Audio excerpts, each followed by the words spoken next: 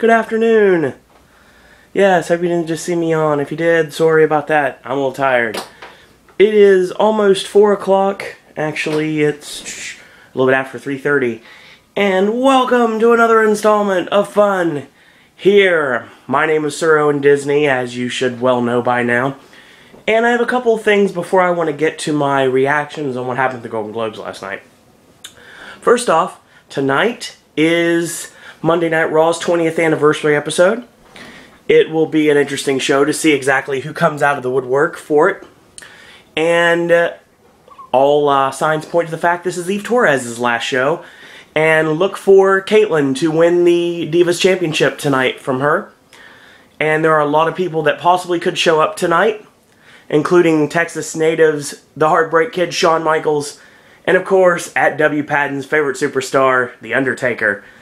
And of course, we're getting a rock concert tonight, so that and much more for yet another 3-hour Raw. This is going to celebrate the 20th anniversary of the program. Should be an interesting show. And after I get through with my 5 hours of work, I'll come back here, have me some McDonald's, and I will enjoy the daylights out of the show. Now, last night was TNA Genesis. I just finished watching it a little bit ago. I wanted to take a shower first so I could make myself a little bit more presentable for you guys, because I don't feel like looking like a homeless vagrant right now. And I just got out of the shower, and I wanted to shoot this video before I go to work today. And I want to talk about Genesis. Genesis was a really good pay-per-view. I very much enjoyed it. I think top to bottom everything worked really well.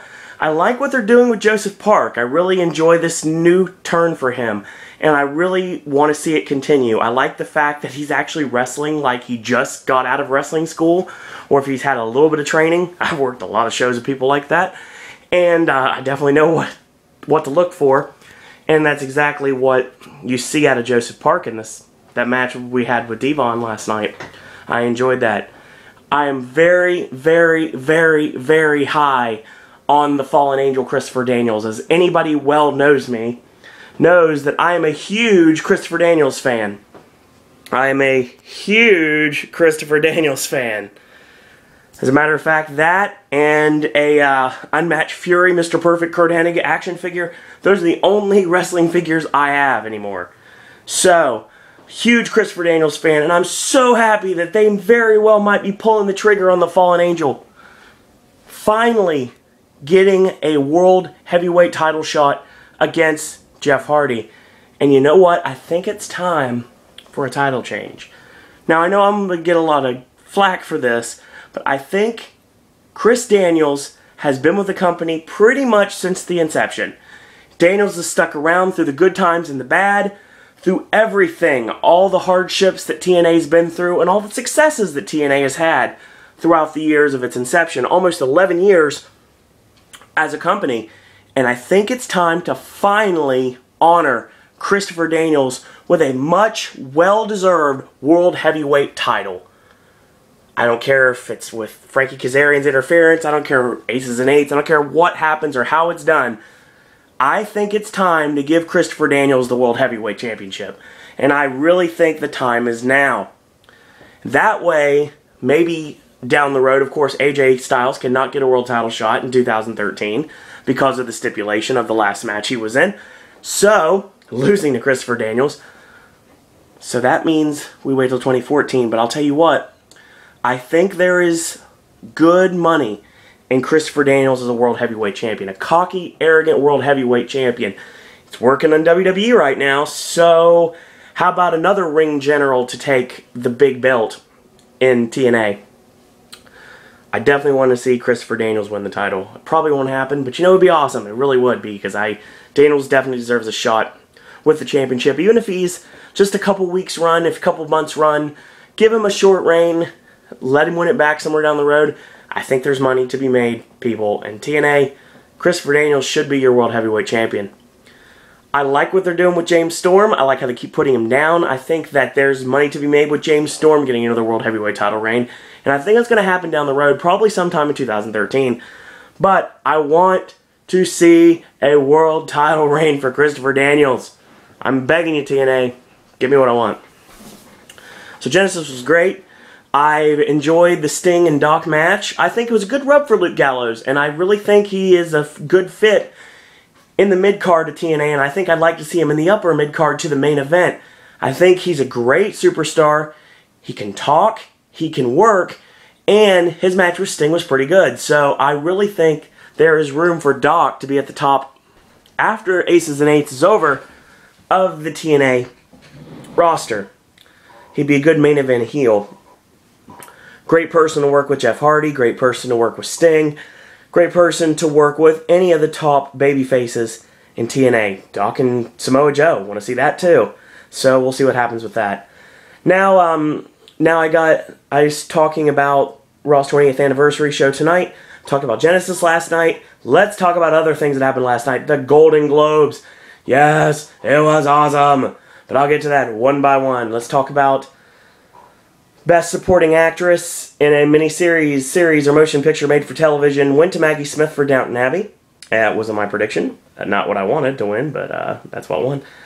Ed Harris actually won for Game Change. I don't like Ed Harris, as everyone knows, and he wasn't there to accept his award because we're in California, near Beverly Hills. He was at his shoot job selling oranges on the side of the road, which is another inside joke because I don't like Ed Harris. So we say that Ed Harris, his job in real life is selling oranges on the side of the road in California. So that's exactly what he was doing. That's the reason he wasn't there. He won for supporting actor for a series, miniseries, motion picture made for television. I don't like the wordiness of the categories. Best actress in a miniseries or made-for-TV movie went to Julianne Moore. I told you guys, her performance as Sarah Palin needs to be seen to be believed. And if that movie had a theatrical release, I really think she would have had an Oscar or a Globe for a movie, not just the television awards, which is what she got it for. Tremendous performance of Sarah Palin. Definitely well done. Best Actor went to Kevin Costner for Hatfields and McCoy. Something I didn't watch, but something I heard was really good. Heard he was really relentless in the show, and that was awesome. Did defeat Benedict Cumberbatch from Sherlock, Woody Harrelson for Game Change, which is my personal win, Clive Owen from Hemingway and Gellhorn, which I also enjoyed, and Toby Jones' performance of Alfred Hitchcock in The Girl. So, interesting performance. Lena Dunham won for Girls, which is by that extreme hack Judd Apatow, who everybody in the world likes to mark out for, and they shouldn't because he hasn't made a good movie in many, many years. And Funny People wasn't that long ago, but before that, it's been forever ago since he actually made a good movie. He actually beat Amy Poehler and Tina Fey, surprisingly enough, and Julia Louis-Dreyfus, and also Zooey Deschanel. So it was a really big win for Girls, and I'll get to that in a minute. Don Cheadle took home Best Actor in a Television Series Musical Comedy for House of Lies, defeating Alec Baldwin, the juggernaut he is from 30 Rock, Jim Parsons, The Big Bang Theory, Matt LeBlanc from Episodes, and my personal favorite, Louis C.K. Claire Danes took home Best Actress in a TV series drama for Homeland, something I hear is absolutely terrible and boring. But then again, so is Downton Abbey, and it wins a lot, so yeah, there you go. That was a big surprise there. Speaking of that, we'll talk about that in a minute. Speaking of Homeland, Damian Lewis won for Homeland, Best Actor in a drama series, beating John Hamm from Mad Men, Jeff Daniels from The Newsroom, Bryan Cranston from Breaking Bad, and Steve Buscemi from Boardwalk Empire. Really interesting that he actually took home the award with all those heavyweights in that category, but we'll talk about that when we get to the movie categories. Game Change did win Best Miniseries or Motion Picture Made for Television, because it deserves it. It's Game Change. It's freaking awesome. And watch it when you get a chance. And Girls took home Best Musical or Comedy Television Series. Don't know why. Beating Big Bang Smash Modern Family, which Modern Family actually lost. That doesn't happen very often. And Episodes. Best TV Series Drama, of course, went to Homeland, because whatever they wanted to mark out for it. Beating Downton Abbey, Breaking Bad, Newsroom, and Boardwalk Empire. Okay. TV Series, don't care. Now, Best Foreign Language went to the extremely overrated Memoir. Should not have won. I hate this movie. It's boring. It's long. It's drawn out.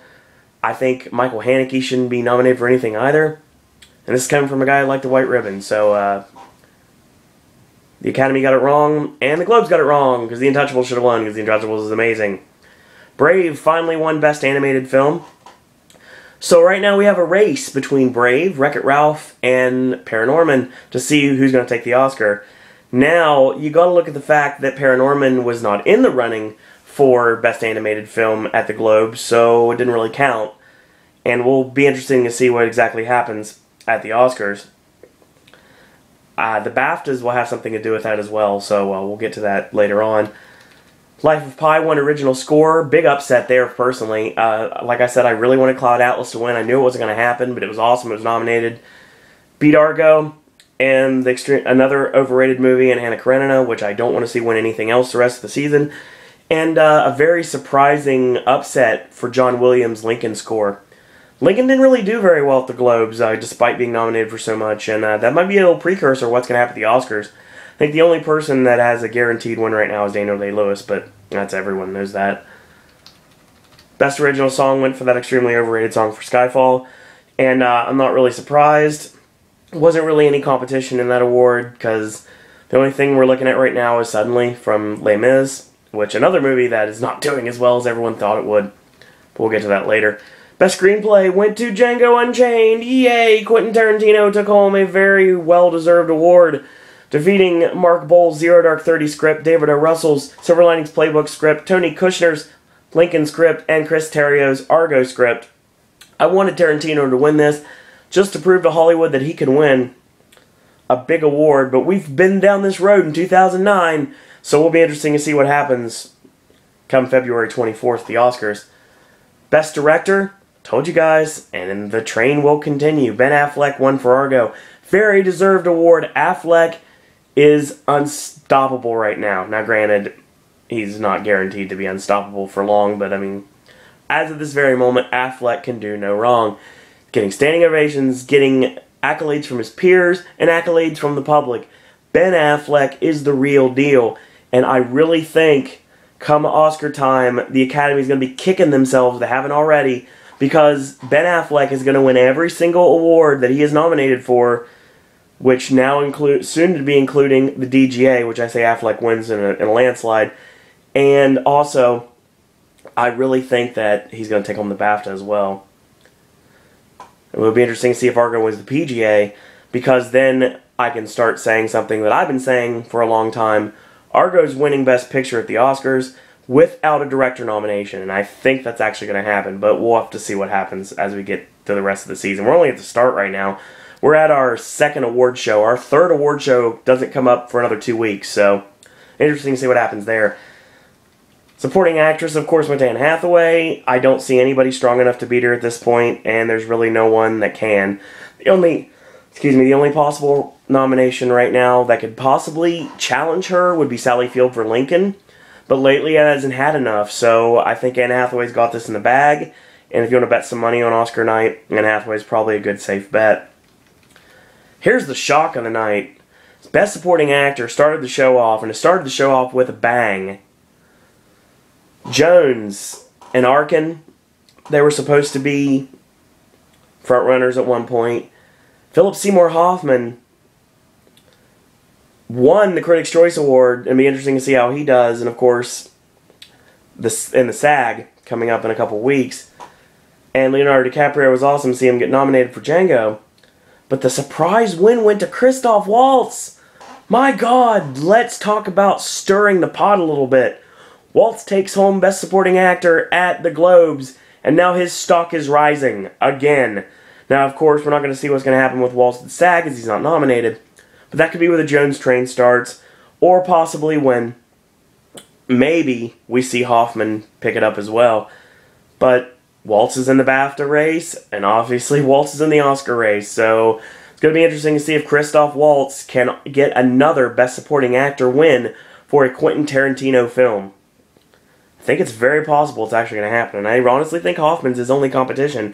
And the only way I see Jones getting into this race is if he wins the SAG, which may happen and may not happen. Lincoln may not be as strong as people think it is. Well, I guess we'll find out soon enough. Best Actress in a Comedy, because they split up the comedy and drama at the Oscars with Jennifer Lawrence, had no competition, so there's no possible chance to figure out who's going to win either Chastain or Lawrence, because they both won. Chastain won for Best Drama, and she has no competition either in that category. So those two are the front runners, and they both won. So there's no idea who's going to actually get the Oscar. Neither of them has the upper hand right now. And Best Actor ended up going to Hugh Jackman, which shocks everyone because a lot of people put some stock in Bradley Cooper from Silver Linings Playbook, but Cooper hasn't won yet. He's won some precursors in the past, but since we've got to television, Cooper hasn't won, and Jackman and Daniel Day-Lewis is the competition for Best Actor right now. And like I said, they split up comedy and drama, so can't really tell who's going to win the Oscar. We'll get to that in a minute. Speaking of that, Daniel Day-Lewis, of course, took home Best Actor. His competition, pretty light right now. Beat Denzel, beat John Hawkes, who I'm very glad was nominated because he is another Oscar snub. Richard Gere for Arbitrage, we'll call it what they called it at the Oscars. And Joaquin for The Master. Which Joaquin might get back into this, but I don't know at this point. I think Daniel Day-Lewis is going to win. And his only real competition is Hugh Jackman, with Bradley Cooper as the dark horse. Let's also talk about Best Motion Picture, Music, or Comedy. This was Silver Linings Playbook Award to win all along. There was really not much competition. No one thought anything would take it, and Les Mis did. Les Miserables won the Golden Globe for Best Comedy Musical, which is hilarious because a movie called The Miserable won Best Comedy. Even though it's a musical category, it doesn't matter. Still, there's comedy in it, and that on the own is awesome. So maybe Les Mis is back in the running now, so we can take Silver Linings Playbook, Life of Pi, now Les Mis, we can throw Lincoln in there, and the other movie that, of course, has become a possible candidate for picture, even though it did not get a director's nomination, is Argo. I told you people it was going to happen, and it did. Argo defeated Django, Pi, Lincoln, and Zero Dark 30. So, the Argo train continues. And we'll see if it continues for the Screen Actors Guild Awards. I'm not sure if it will in this case. We've got the PGAs coming up, we've got the DGAs coming up, and we've got the BAFTAs coming up. Argo's not in the Spirit Awards, so we don't have to really worry about it there. Hopefully that's where Moonrise Kingdom finally gets some accolades it rightfully deserves. But that is my Golden Globes video. I was very happy with the show overall. An interesting, very, very interesting commentary from Jodie Foster. When she came up there, she pretty much shocked everyone, and the word of the day, folks, is privacy, as Jodie Foster said very, very eloquently. So that's the Globes. Really awesome night. McDonald's was amazing, and everything was really cool. Now, tomorrow, another new video coming up. Not exactly sure what the topic's going to be about. I might discuss the 20th anniversary of Raw. May happen, may not. Just depends on how I'm feeling at the time. Going back to B-Dubs tomorrow night with AJ and Will. Will is tentative, of course. But AJ will be with me in the next 3 days. We'll be at B-Dubs. So I'll get my trivia on. Hopefully get my mirrorship back for Foursquare. Because I take that stuff real seriously. But that's all the time I have for right now. I'm going to head off to work in about an hour. Got to stop at Sam's Club first, pick up some soda.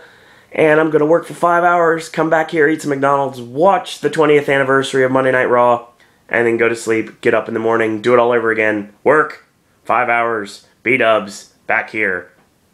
It's a never-ending cycle, folks. But that's all the time I have for now. And until next time, that's all I got to say about that.